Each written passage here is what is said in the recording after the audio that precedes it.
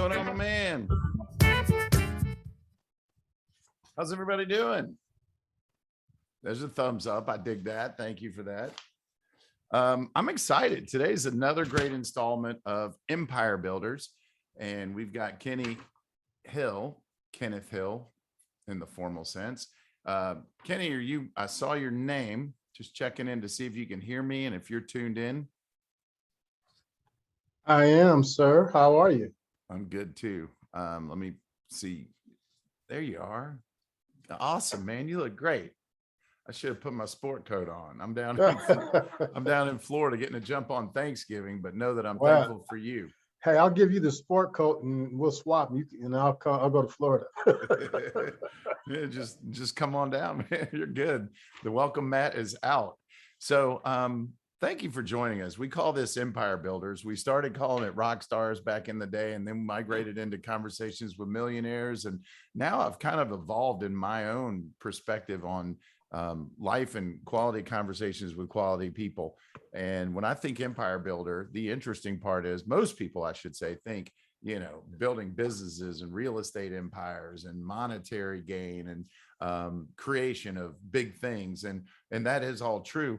But I also believe legacy is a big part of that conversation for most people at some point in their life. And I'm super inspired by your story. And I'm super grateful again that you're here.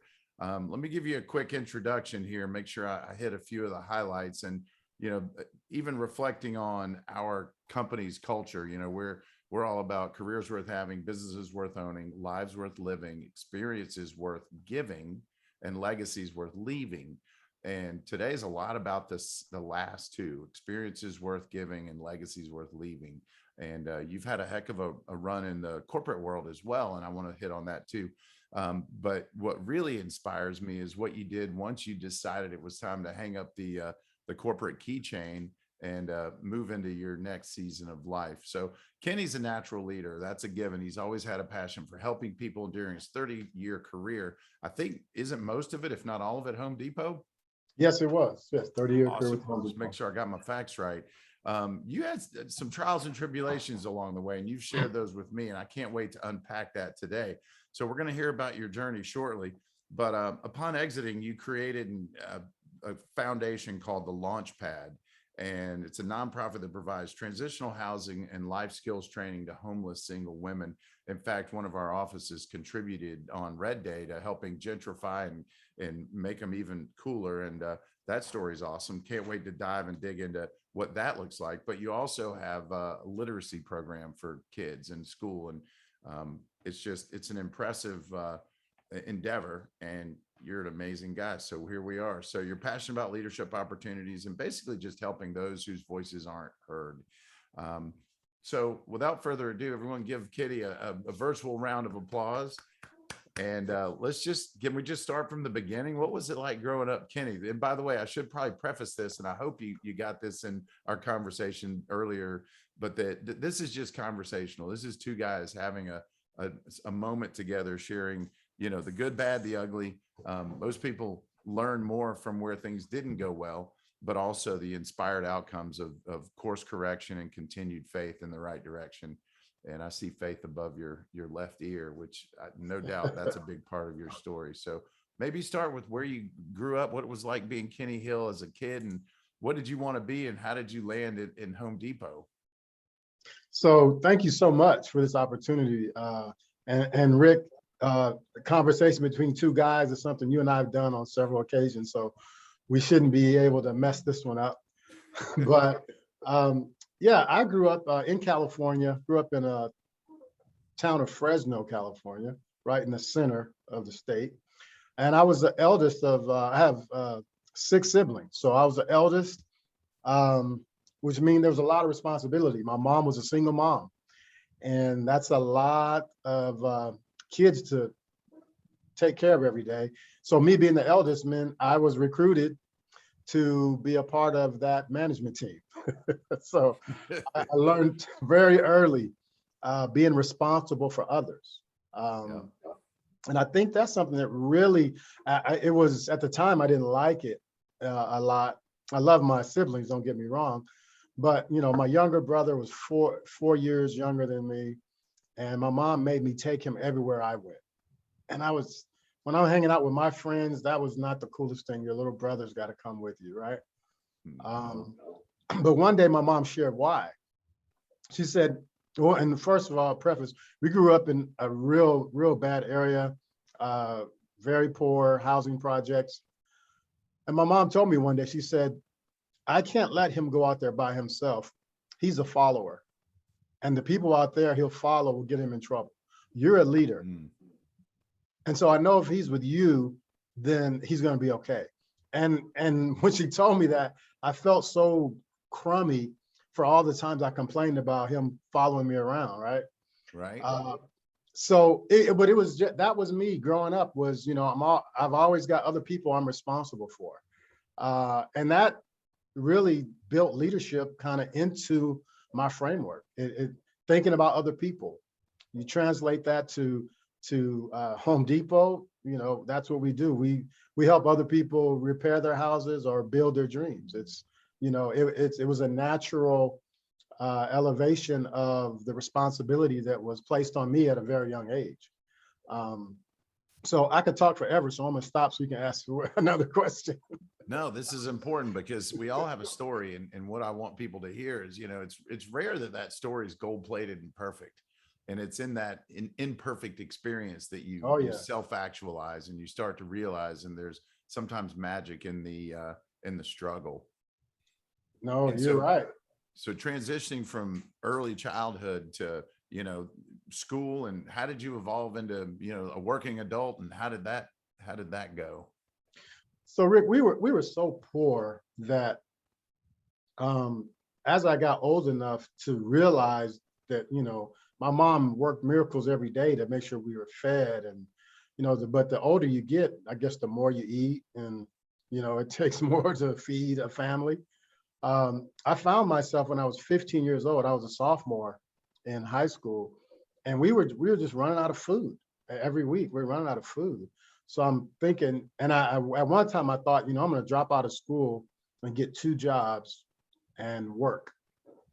And my mom told me, no, that'll ruin your future. So you can't make a long-term decision based on short-term pain. But to me, that pain was like, we shouldn't be living like this. So what I did, they opened a new McDonald's not too far from where we lived. So I went and I applied at the McDonald's, and my mom brought us up to be very polite, cordial, respectful. So they really loved my attitude. The one thing they said as I left to get in the application, they said, bring this back as soon as you can, and you got to be 16. And I just kept walking, said, okay, I'll be back. I was 15. I wasn't 16 years old, but I wanted and I needed that job so badly. So I committed my first white collar crime. I went to the school the next day and forged my birth certificate in the library so that it made me look like I was 16. And I got the job. I start cooking hamburgers at McDonald's. But, I was sacrificing because everybody in school, 10th grade, 11th grade, 12th grade, you took electives. You had wood shop, auto shop, you had some kind of, I didn't have any of those. I took all my core classes, and at lunchtime I left to go to work at McDonald's. Wow. Just to make so we would have food. So work for me came as a very early and as a necessity because, we just didn't have enough. And so when you translate that to working all the way through college, I had a job all through college, and that's what introduced me to Home Depot as a way to work through college.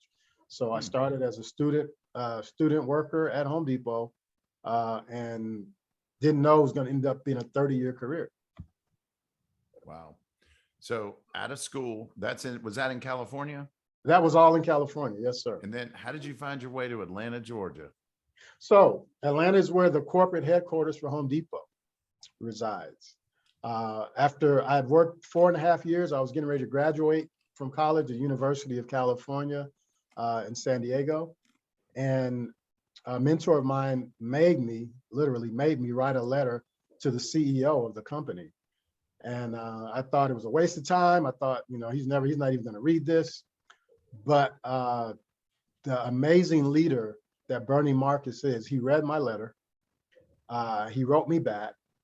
He invited me to come out to Atlanta to talk to the head of human resources. And that just totally blew me away. So that kind of made me know I want to work for this company like forever. A leader that would take time to read a part-time college student's letter and then respond to it when he's a CEO of a major corporation. Right. But that's what brought me to Atlanta. So let's back up just for a second. You took the time and energy in college to handwrite a letter? We didn't have computers yet. It was a word processor, if you remember those. Right. But, I wonder how many letters do executives and leaders, and, it's such a rare form of communication. Everybody's all about quick text and a couple of words and not real full expression. I'm going to speculate that your letter had passion and energy behind it and intentionality. And anything you remember from that letter? Did you happen to keep it?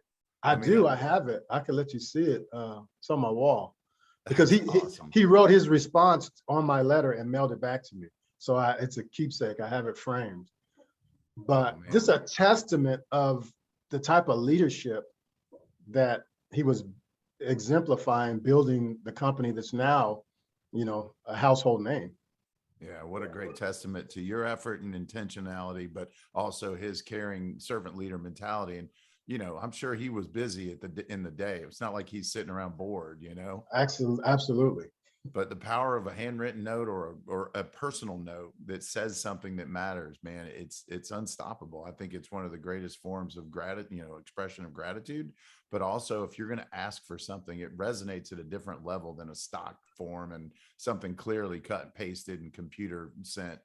So just a tip there. So then so obviously you got his attention. You came to Atlanta. What did the early days look like? So the corporate office environment was not for me. So I'm a people person. And when I went to the corporate office and done some interviews, they had miles and miles of cubicles. And I was like, I'm not going to be able to sit here 8 to 10 hours a day in a cubicle. This is not going to work for me. So I stayed in the field. I loved people. I loved leading people. And, Rick, really, I thought with my education, once I received my degree, I had 4.5, 5 years of experience under my belt. I've really thought this is going to be a piece of cake. I am getting ready to just launch a rocket ship for my career. But I literally fell on my face. I was selfish. I was arrogant. I thought, because of my background, my education, and a lot of people at the company at that time and management didn't have college degrees. So I was full of myself, and I was still a nice guy. I wasn't unpleasant to be around per se, but looking back, I can see I was about me. Largely because of that, my career went literally nowhere. I went in circles and circles and semicircles, and couldn't get anywhere in my career. And so that led to frustration. That led to all kinds of other issues and problems. I ended up my first marriage ended in divorce. All of those things that I kept pointing to other issues that were the reason for my frustration. But eventually I had to come to myself that, you know what, I got to change. So, and I think my marriage ending had a lot to do with it. So I was able to receive an answer to a prayer. I pray, God help me because I'm ruining my life. And the answer I got was, you need to take the focus off of yourself. I need to focus on other people. And it reminded me of growing up, taking care of my little brothers and sisters, and how I had to learn everything that was important to them. I had to be able to do everything that was important to them. And that change of focus, a change of heart, changed my career. Man, that's huge. So now that, and I remember there was a struggle, and So we had a conversation maybe a few months ago where you did share that you did, it sounds simplistic. You prayed for it, take the focus off me, you woke up a different person. I'm pretty sure there's there's a gap in the calendar that didn't flow exactly like that, where you were resistant. And can you kind of dig a little? Oh, absolutely. Because, in my mind, I wasn't selfish. In my mind, I didn't deserve the things that were happening to me. In my mind, I was a nice enough guy. And I was comparing myself to other people who were, in my mind, achieving the things that I wanted, who were being promoted, who were getting the stock option portfolio increases and all the other things that go along with the perception of success. So yeah, it wasn't overnight. I had to come to the realization that, you know what, I was self-centered. And the reason I wanted to succeed is so I would have more for myself. And that's a sobering thing to come into the realization of, but it was necessary because from there I was able to relate back to a time when my focus was on other people, and that went all the way back to when I was growing up. But I applied that same focus on my coworkers, my direct reports, my customers, and that was the thing that transformed my whole career. Is what can I do for somebody else? It's not about me. And it's easy to say that, and you hear that all the time, but when it's from your heart, when it's from your core, it impacts people and it changes things for people. So I couldn't just go around saying it. I had to start living that. It had to become who I was. And that took time. That was a transformation, but it was critical, and it made the difference in my career, in me being focused on what I can do for other people. And it's why I am who I am today. Right. So can you give some examples? So, and it's interesting because there's this paradigm or this bandwidth of what true generosity, true kindness, and caring. I agree with you that success is always magnified when it's about other people. And you're in the presence of realtors, and this is going to get published to YouTube and our channel and other people who watch it. And, the interesting thing, I think everyone would like to think that they're unselfish, kind, and giving. But what happens if you move the needle 2 or 3 degrees to the right with some regularity, and you keep showing up a better version, you keep adding value at the next level? How did that progression work in your career? You also mentioned, just how you manage, and maybe even, I don't think we dug into like, what was your role at that point? Where were you in the chain of leadership at Home Depot? So when I had my crisis of identity, I was an assistant store manager. I was running the operational end of one location, which had the majority of the people in the store, all the cashiers, all the receiving people, everybody who did something besides selling reported to me. So I had a fairly large team, and so I had an opportunity to impact a lot of people within the building. And so when I made that transformation, it really stood out because I was impacting a lot of people. And to your point, the realizing something is necessary to do, and then being consistent at doing it. I liken it to we had a class, and great leadership is all about my success. Home Depot has tremendous leadership. Frank Blake was the CEO when I was there, and he invested us in leadership training. And his background at GM really helped us.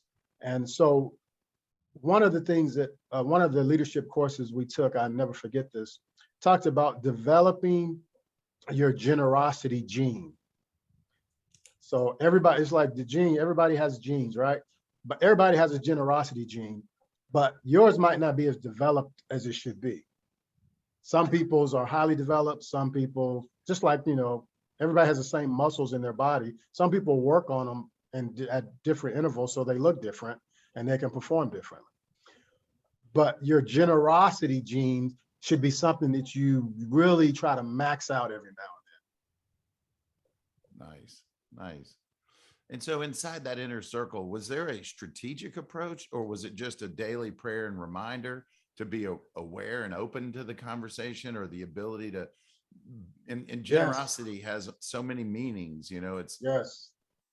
Yeah. So once I fully accepted this was my way of life, this is how I was going to operate life. It didn't just revolve at work. So it was everywhere.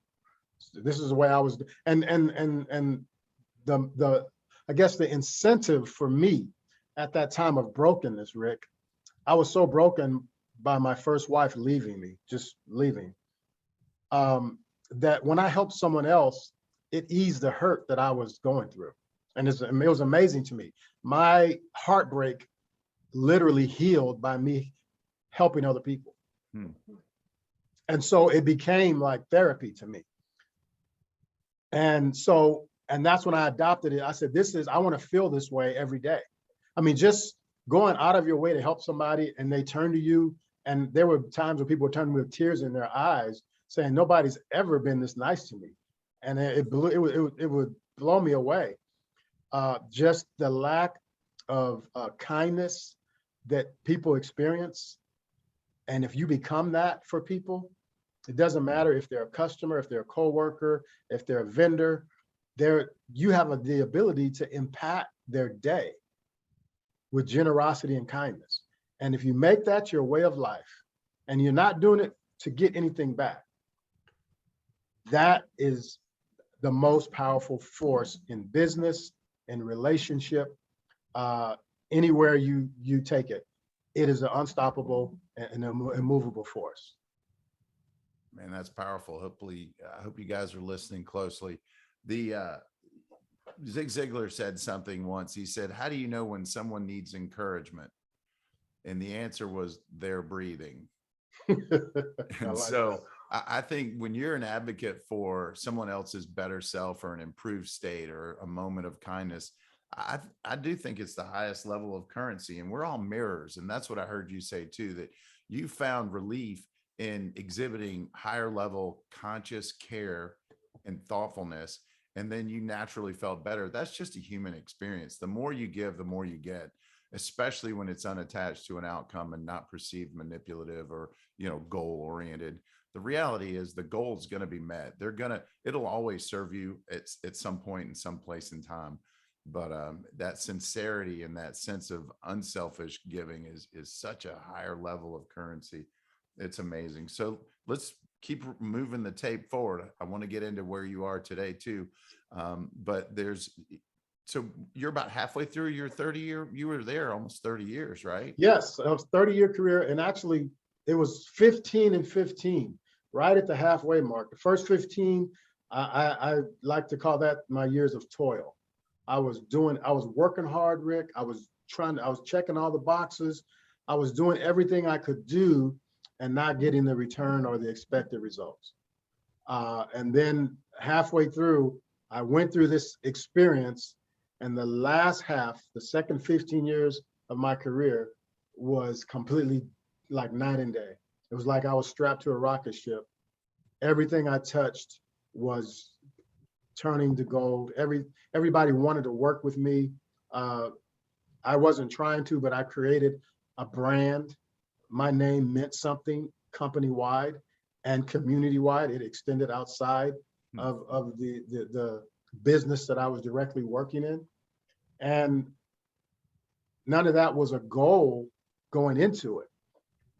It was started off as, this is how do I become a better person? I can feel better about living with myself, and I can heal this hurt I'm experiencing. And I ended up being put in a position where I can help so many people, coworkers, direct reports, people from the community, people. I was like a magnet. And I'm not bragging on myself because I had nothing to do with it. It was people were looking for someone who was a supporter of them without a requirement, without an entry fee, or without anything expected in return. And that's what I became. That's awesome, man. You're feeding me some really cool nuggets that transcend real estate, because at the end of the day, we're all just navigating the people puzzle. We're navigating this experience we call life.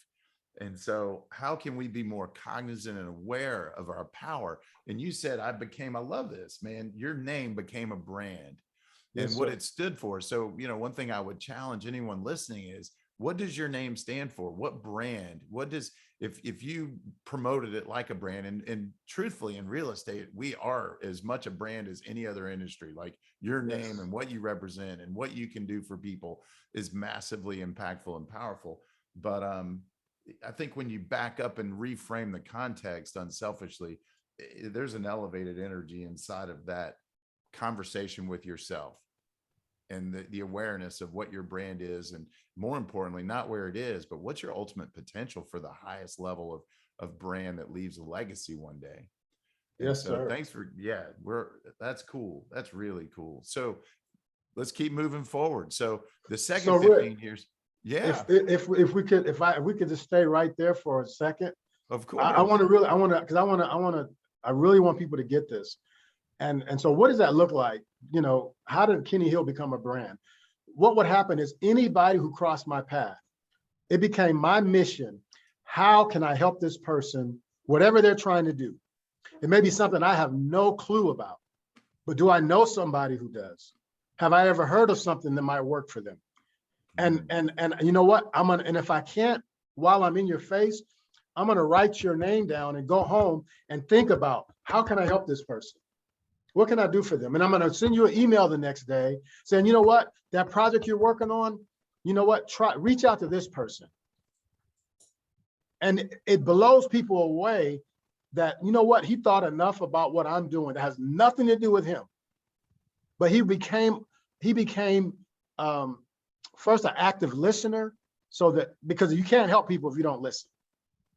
If you're just waiting for your turn to talk, you're not going to get to the core of how you can help somebody or promote their cause. So being an active listener, I would go home, Rick, and I would pray, God, help me find a way to help this person. And when you do that, people remember. People talk about you to other people. And that's how, so I was getting nothing out of it other than the fact that, you know what, I helped somebody else today. I went out of my way to help somebody else today. So it doesn't matter if there's anything in the deal for you. It doesn't matter if it's not your line of real estate. If you're in residential and somebody's looking for commercial, go out of your way to help them with everything that's made available to you. And if you don't come up with the solution for them, they'll recognize the effort. There were so many people who said, you know what, we didn't get to the goal, but you know what, I could tell you really cared about what I was trying to do here. And they don't forget that.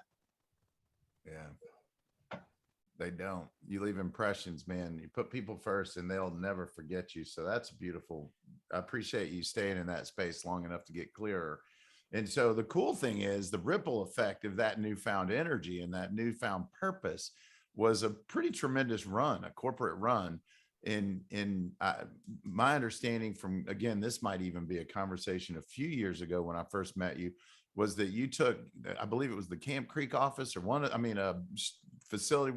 What was how did that then ripple into something that, the highest level brass were like, man, this Kenny Hill's onto something? Yeah, so the Cascade store for the Home Depot had a reputation of being just at the bottom of everything good. And for a while, no leader wanted to be there because you couldn't turn it around. The people didn't want to work with you. It was it's a career ender. So that's where I was when I had my meltdown. I was the assistant manager in that store, and it looked like my career was going nowhere. I'm okay. I'm at the place where careers die, and you know what? And there's no life support in the building. So that was my challenge, and I started investing in people. I started investing in every customer interaction, every associate. I would take people who typically you get an annual review, and we're going to talk about your performance. And I got like 40 people to do, so I'm going to make this like 20 minutes. So that I can tell you what you did good, what you did bad, and what are you going to do about it, right? Just kind of in a nutshell. X's and O's. those sessions turned into, how can I help you achieve the goal? And if you don't have a goal, you're going to have one before we leave here. How can I help you achieve your goal? How can Home Depot help you become a better, whatever you want to be, husband, father, small business owner? I leveraged everything that the company had and that I had to invest in people during those sessions, one-on-one, and it transformed people's perception of leadership first. And once they had a different perception of leadership, it performed their response to leadership. And then it transformed their output and their performance. And we achieved things that had never been done. And that in and of itself caught everyone's attention, because it wasn't just an outstanding performance. It was at a place where it was said, it cannot happen.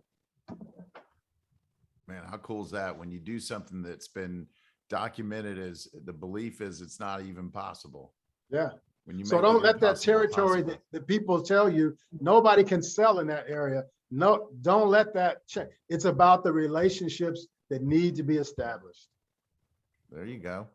You should say that again. Say it one more time. Don't run just away, don't run away from the hard areas. Run to them.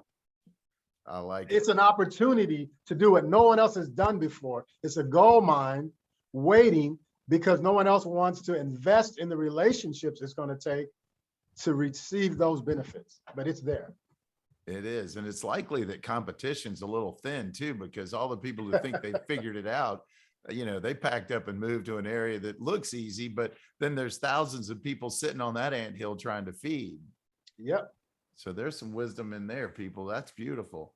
So let's, what part between year 15 and 30 still needs to be said, that people get a handle on how you arrived at the day that you exited the corporate world, and then you woke up on the other side with this vision for elevating your legacy? So yeah, there are a couple of things that are noteworthy. One is you have to be continually focused on building a team. Because once I had the vision for my life that it was going to be different, and that took me so far, but I had to get other people to buy into that. So you have to be able to share that vision. And so I would have meetings where I would just talk about, tell me the coolest thing somebody's ever done for you.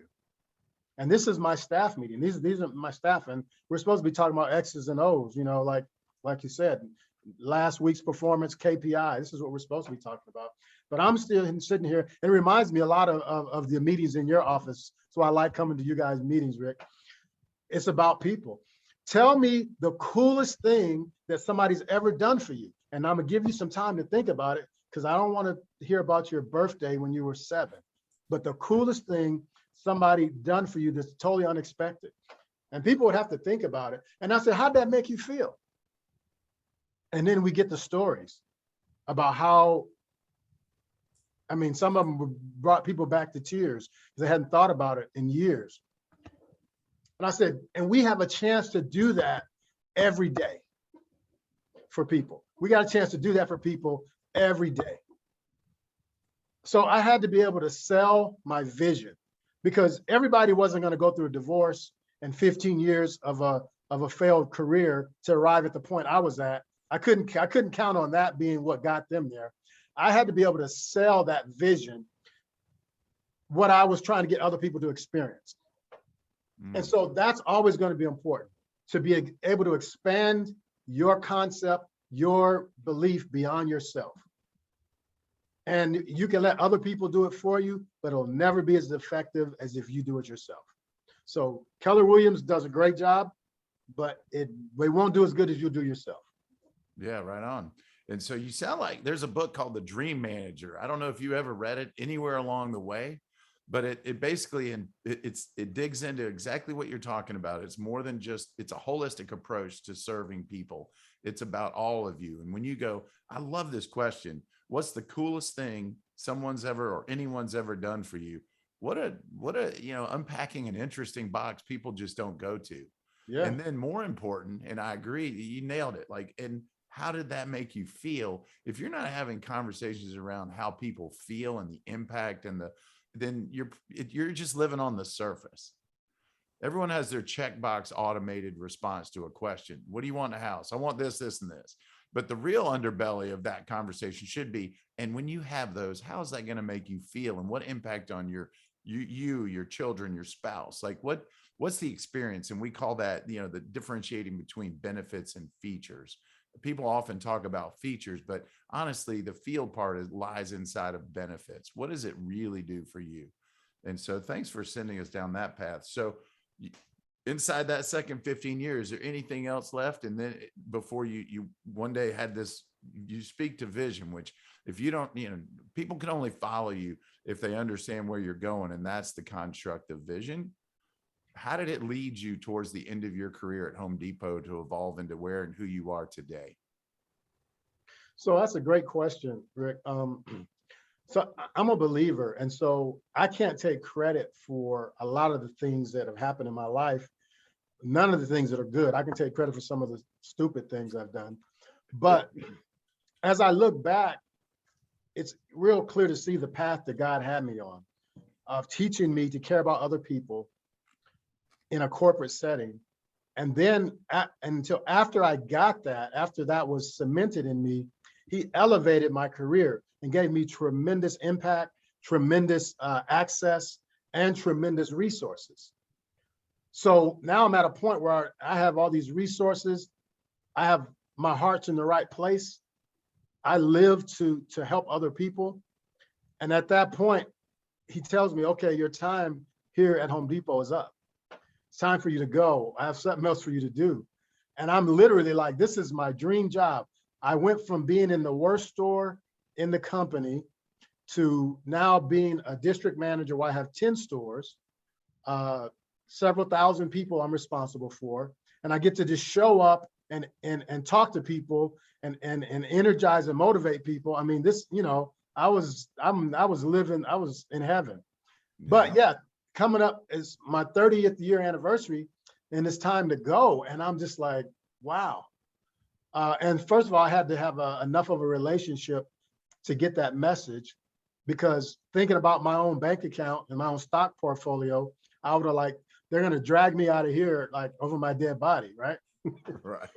Thank goodness it didn't come to that. But after being clear that that was the message, I took some time to reflect on where my career had come and where I'd come from and how I grew up and just looking at the masterpiece that God had done with my life, despite all my flaws and my mistakes and all that.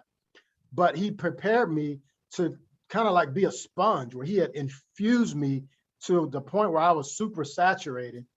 And now he wanted to take me out of the sink, that familiar area at Home Depot, and place me over in a dry area and then squeeze me out and just let me release all of that I've absorbed into an area that was thirsty and dry. And as I reflected on my time there, I remember I received it wasn't a notice to me, but I saw a report, a confidential report I wasn't supposed to see. Somebody in HR at the highest level visited my store, went in the training room to do some reports, and they left a report on the table that I wasn't supposed to see, but I didn't know. I picked it up and they had left, so I was going to give it to them. And I ran out to the parking lot and they were already gone. So I said, wow, I looked at the report and it was a region-wide ranking by salary of all salaried managers. And I'm like, oh, this is kind of confidential. And so the inquisitive part of me couldn't resist but look and find my name on the list, right? Of course. So I find my name, Rick, on the list, and I'm in the bottom 5 percentile in salary. And I have more education and more experience at that time than 80% of the people on the list. And so I had a battle right then and there, because first of all, information, I couldn't go and tell anybody about it or complain because I wasn't supposed to know. Right. But that was a challenge. And the point of this is, when you make the decision to make your focus about other people, you're going to be challenged, because that challenge right there was trying to make it all about, go back to being about yourself. Look at where caring about all these people has got you. Look at where other people being first, you're at the bottom. So there's going to be a challenge when you make the decision to make your life about other people. That was my challenge. And it took a while before that changed. But the sweet part about this, Rick, it was about 6 or 7 years after that, I had crossed over that 15-year mark, and I was on the other side, the good side of the 15 years. I got a notice from the corporate office, the compensation department. And basically, in a nutshell, it was telling me that because I was at the top 5% in company income, company-wide, that I had to reduce the amount of my 401k contributions, because 401k is designed for people of medium to low income or salary range, and people who are at my range could only invest so much in a 401k. And I'm sitting there reading this letter, and God reminded me, remember that report you saw that you were at the bottom 5%? Now you see a letter that shows you're at the top 5% because you didn't quit and go back to making it about yourself. Wow. That is the key point. There's going to be a challenge when you decide to pour your life out for other people. It's going to be challenged. You have to overcome that challenge. That was a challenge for me, because I felt my education, my experience, there's no way I should be at the bottom of any salary list. But I had to hang in there. I had to, and that's when you're going to know that it's really you, and it's not just something you're doing to get to a result. Yeah, because it didn't impact your behavior or your approach to success. It didn't. But it had to be a little disheartening in a moment. Oh, I mean, it was tremendously painful. But I didn't let it change me. I had to endure the pain. I didn't let it change my focus. I did not let it change who I had become. And because I stuck with who I had become, which is, I believe, who God made me to be, elevation occurred. And so with that, I'll say in December, Rick, I have a book coming out that's called Elevated. And I'll make sure I get you a copy to share with your team, because it'll be out in December, but it's about the details of this story. So here's what I'll do. As soon as it's out, I will purchase a copy for every person here today. So Niali, if you'll screenshot everyone here that took the time and invested the energy to be here, I'll make sure a copy lands in everyone's hands, and that'll be cool. That's awesome. So thank you for that. Thank you. So then one day, so I can't wait to get to the nonprofit piece of your world and how you evolved with this acquisition. You found some condos or townhomes. You bought one, I think it was a foreclosure. Yes. Give us a little of that taste. How did you then evolve into exiting the company? You said you had it hit you like a ton of bricks, the prayer that, hey, now it's next, which we're all going to face that one day. And it's whether you listen, to the higher power and the energy of the universe, or deny and frankly, deny the gift. And so unpack that for us. Yes. So I always had a desire to own real estate. And once I had the financial wherewithal to do it, we were in about 2008. And if you remember, 2008 was not a good time for real estate. No. But that's when my financial portfolio was ready. So there was tons of just foreclosures all over the place. I ended up purchasing a condo in a development that had 22 units. I bought one and found out after I bought it that most of the other ones had squatters living in it. The people didn't really live there. There were squatters there. Upon closer inspection, all of them had been vandalized except the one I bought. All the wire and copper had been stolen out of them. So it was really that one unit that was livable amongst a unlivable and uninhabitable development. So instead of, groaning about it, I started purchasing all the other units. And it took a while. They're all separate owners, separate banks, foreclosures. I ended up going through, took about 1.5 years, literally, to track down all the titles and purchase them. So, and after that, I started rehabbing them. I hired a contractor, and I was still working full time. I didn't have time to do it. Had them fully renovated. So fast forward to about 2012. I took a week of vacation to be on site when they were doing the final inspections to get the certificate of occupancy from the city of Atlanta. And I'm walking around and it's blowing my mind because I don't go look at these very often because it's not fun to look at it, and it's a work in progress. But that week, everything's done. I go there and it blows me away as the owner how beautiful this place looks. And I'm like, wow, this looks nothing like it did. I just start thinking, okay, what am I going to do now? I still work. I'm still working. My wife works a full-time job. We don't have time for this. Do I hire a manager? Do I sell it? What do I do? And so I just start praying. I said, God, what's next for this? And what came to my heart in that moment was something that would change my life again. What I heard was, do for people's lives the same thing you've done for this development. Totally renovate people's lives.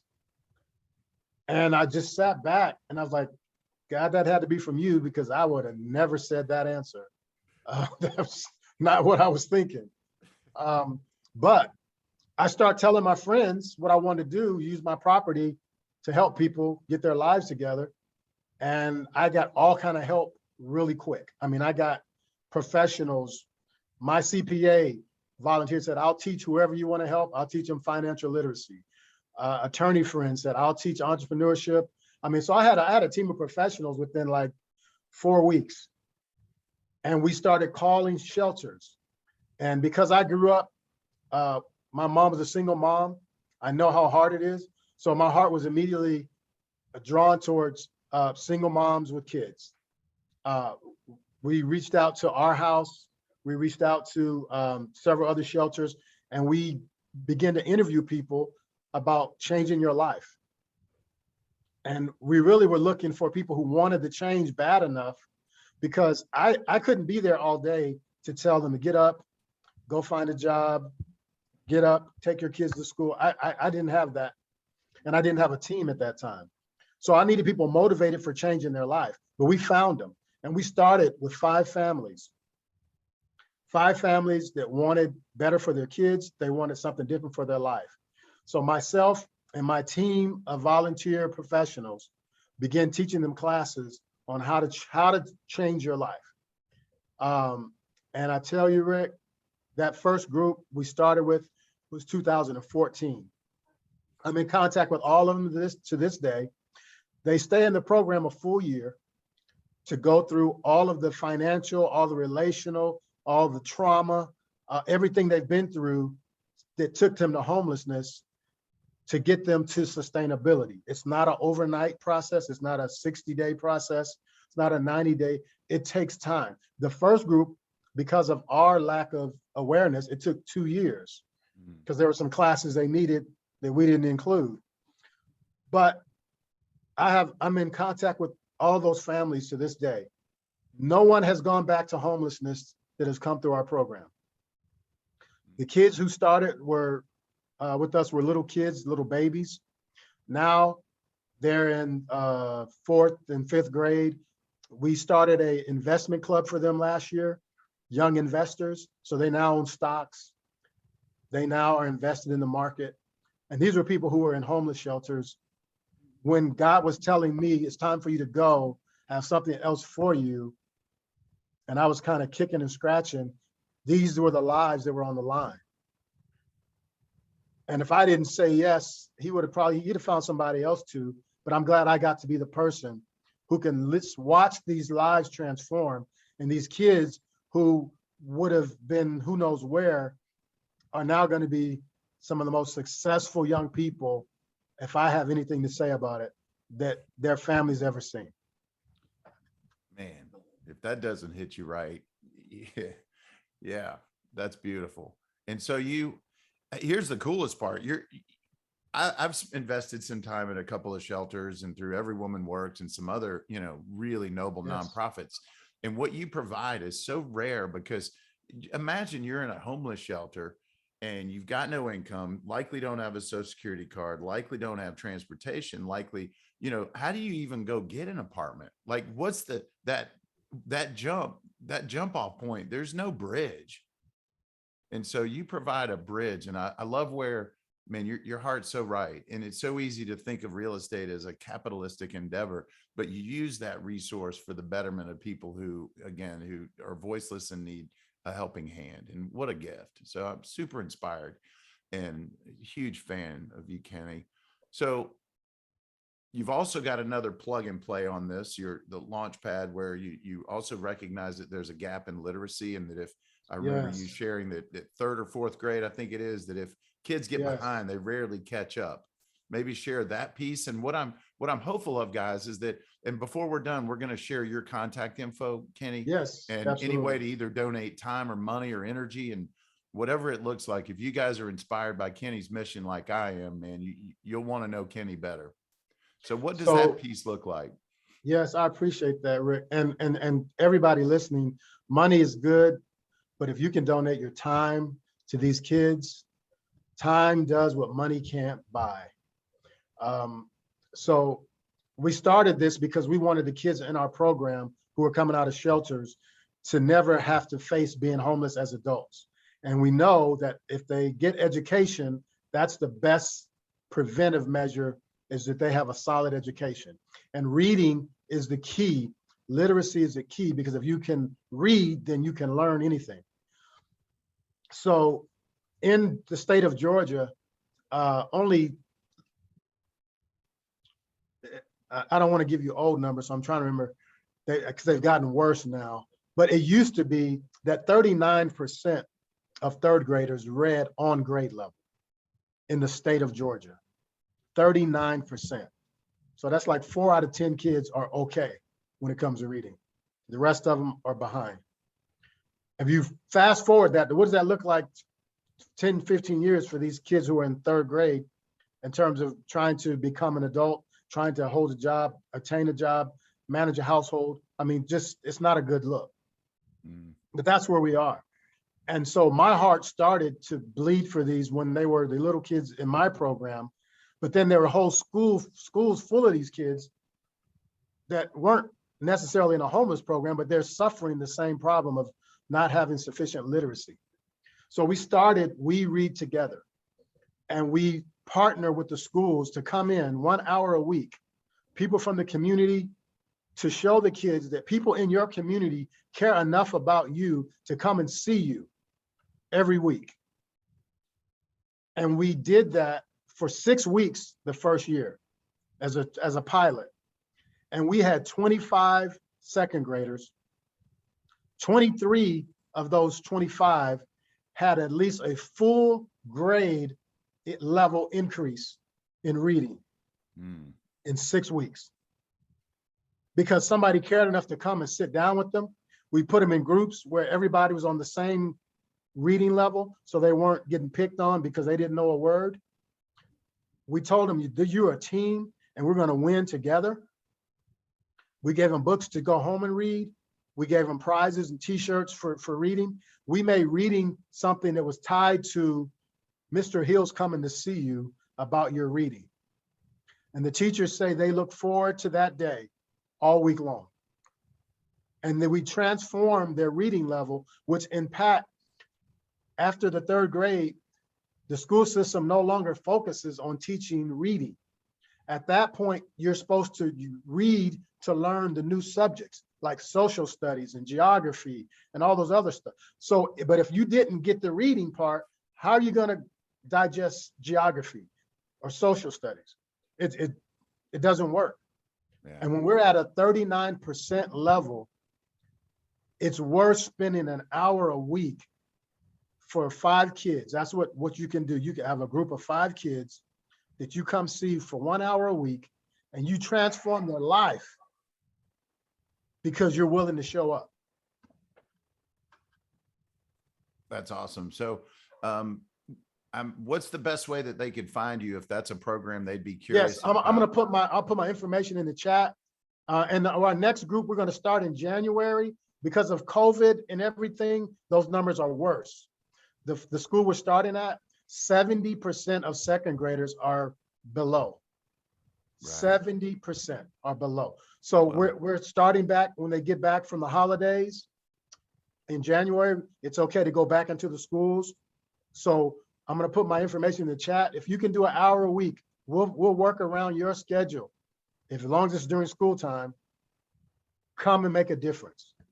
Yeah, literacy is not something you can fake it till you make it. And once you No. get behind the the embarrassment as a kid, it's really difficult to play catch up in that regard. So I appreciate what you're doing there. So we've got like just a handful of minutes left before we'll hit our time. Where do you see vision wise? I know we've had conversations about, what does a campus look like, or how can you take what you're doing in the townhome community and expand it into something that creates a community of sort. Yes. I'll let you finish your typing. I see you're working it. I'm just trying to make sure I get this before I forget. Yeah, you should. That's awesome. Thank you. And I tell you what, while you're doing that, I'm going to reflect on a few ahas, and then we'll just close out with your vision. And my commitment is to help you any way that, I don't know many people that I believe in more than I believe in you, Kenny. And because you're not only a man of vision, but you're a man of action. You wake up every day and, you the last season of your life has been all about serving other people at a higher level. And, the greatest gift, I think, in owning a business is to create enough income and savings and to really do what you're really supposed to do. Right. Absolutely. So you have to earn and learn your way into that space, and then develop enough confidence and faith that when it shows up, you actually hear the message and it resonates at a level you do something with. Here's something you said early on. You may have forgotten. Don't make short-term decisions with long-term issues. My dog just started.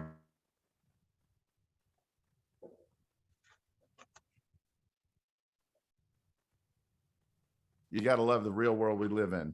The other is success is magnified when it's about others. Develop your generosity gene. And that's a practiced behavior. And I think if you wake up every day with the prayer, my prayer is an Andy Stanley prayer. And it's, God, give me the wisdom and the courage to act on it. It's that simple. Just show me anything I'm supposed to see. And then the harder part is the courage to act on it. We see opportunities almost every day, and we either deflect, or do a partial honor or credit to it. But man, when you take action, that's where the gift lies. And you also talked about being a mirror, and you only get back what you give, and that's beautiful. You mentioned the power of a network and listening better. That's a skill that I know I can continue to work on and be more present and less distracted with technology. You can't honor people and deliver what they need if you don't hear them at the core. And then you transcend that hearing from just the tactical, technical conversation to the feeling side of how it really resonates under the surface. And I love the question, what's the coolest thing someone's done for you? What a neat question to ask somebody, because if that's the coolest thing how replicatable is that, or how transferable? It's portable. Like once you realize people are more alike than different. And so what a cool question just to lead to enlightenment. And then the second half, how'd that make you feel? So that was inspiring for me. So as a final question, where do you see, what's your vision going forward with the Launchpad? So thank you for asking that, Rick, because I've shared with you a current dream I have that's already taken some legs, is develop a center where young people can come and they can get after school type help if they need it. But even more than that is they can become exposed to what their giftings are. and then what that gifting has made available in terms of a career path, whether it's to be an entrepreneur, whether it's to be a small business owner in a trade, whether it's to go to college and become a doctor or a lawyer. When kids understand their gifting and then they see what that has as a possibility for their future, you don't have to worry about so many problems we have with crime, high school dropouts, all these things that we're trying to chase the end result when we're not looking at the core. Is that we got to have young people engaged with who they are and what that means that is available to them.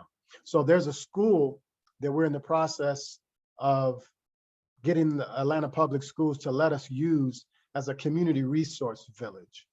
And we will have, like I said, the regular after school type lesson help, but also for their parents. If their parents want to get a better job into a career of the future, that impacts the whole household. My thing, growing up in poverty, Rick, having a single parent with 6 other siblings, I understand the struggle. And I understand how that easily leads some people down the wrong path. I mean, I did a white collar crime to get a job. So I was just kind of like a precursor to a water boy, I guess. But if we don't provide solutions and all we do is talk about the problems, or we want to try arrest our way out of problems instead of investing our way to solutions, we're on the wrong page. And so that's my vision now, is that we can get a center that will be revolutionary in taking young people and getting them on track to their God-given passions and talents, and then showing them how that translates to the business world, how that translates to a future for them that is sustainable. So working on that, just anything I can do to help people who are like me experience what I've experienced. It's a life. I'll be doing that for the rest of my life. Man, that's beautiful. Man, you don't know how much you mean to me. I guess you do, because I'm telling you, you mean the world to me, Kenny. And, you know, I had a vision board in 2001 that had helped co-create an entrepreneurship center or a safe place for people to dream again, develop skills, and evolve. Like, just that, it was that vague. And, you know, fast forward 20 years later, I think we're supposed to partner and do some good things together, as you already know. And Yes, our sir. regular meetings are awesome. I'm glad we're kind of, hopefully COVID's in the rear view, or at least the impact that it's had on our ability to come together as a community. And we start to operate a little more efficiently in regard to your dream and vision for that. So, man, I'm super grateful. And I know everyone on the call is today, for your vision. And, you know, just open your ears, mind, and heart to opportunity to serve people, and you'll find yourself on the other side of awesomeness. And again, I'll continue to share your story with our group as it evolves. And if anybody has specific questions or ideas, you know, you've got his contact info in the chat.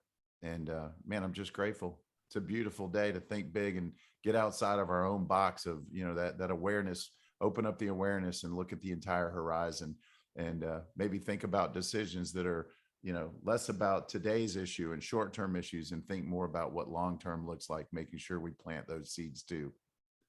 Absolutely. So, thanks. Thank you for this opportunity, Rick. I really appreciate, and I appreciate you and your team. I know a lot of real estate agents. I know a lot of brokers. I have family that are in that line of business. I have yet to meet one like you, though, man. This is beautiful. Thank you for you and your team. Thanks, Kenny. All right, everybody, have an amazing day. We appreciate you coming today. Building an empire for the betterment of the world. Take care.